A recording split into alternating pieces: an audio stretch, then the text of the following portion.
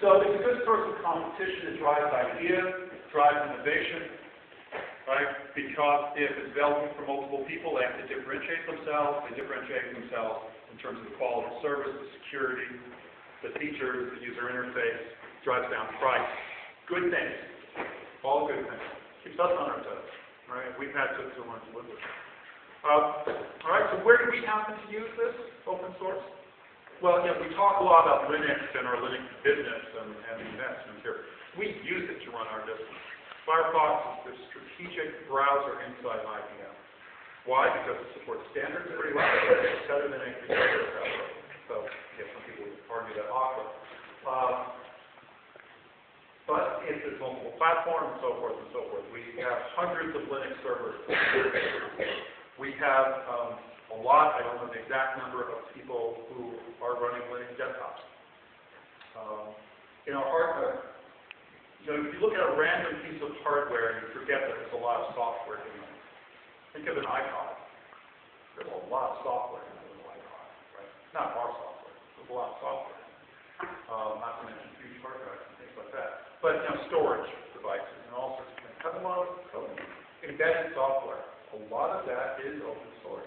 2 years ago, I was talking to Alcatel about something in the European Union about interoperability and opening things up more, for software interoperability.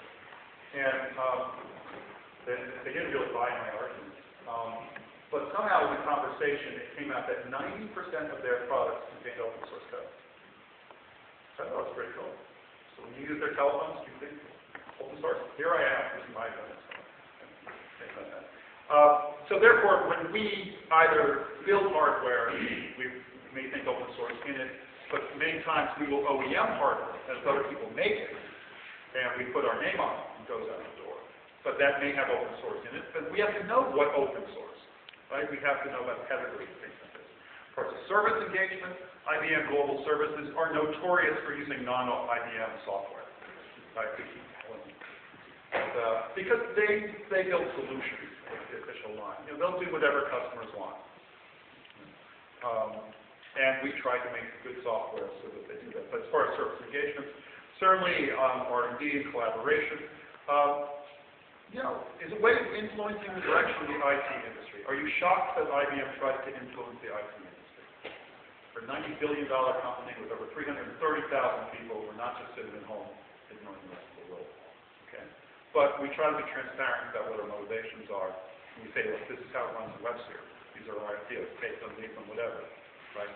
That's the difference about being transparent about your motivations in doing these things. As a competitive tool, sure, we use lots of things.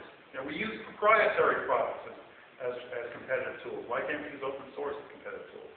Leveling the playing field, it hurts to get leveled. It really does. But it offers a lot of people the chance to come in and produce products and bring in new ideas. Now, you only do this if you think you can actually compete. All right? Don't adopt a strategy that allows all your competitors to operate on an equal basis with you if you don't feel you can somehow succeed, unless you're just really altruistic. You love those guys. Right? So you have to, as you buy into this idea, you must have this idea that there's something about your organization that you think will ultimately be successful, such as you have better products, or better services, or better security, and things like that. So therefore, ask yourself, why aren't they open sourcing? Why aren't they being more open? Do they feel they can compete? Right? And therefore have to resort to other means. Now, it may not be the case, but you need to think about this. And shaking up market categories. It's actually good to shake up market categories. So from an academic viewpoint, you get new ideas when things get shaken up. If you have cash cows where money is just pouring in, you may not want to do that. So if you can't charge for your software, and I won't go through the whole thing of open source, there are other ways. Okay, you can embed it, proprietary products.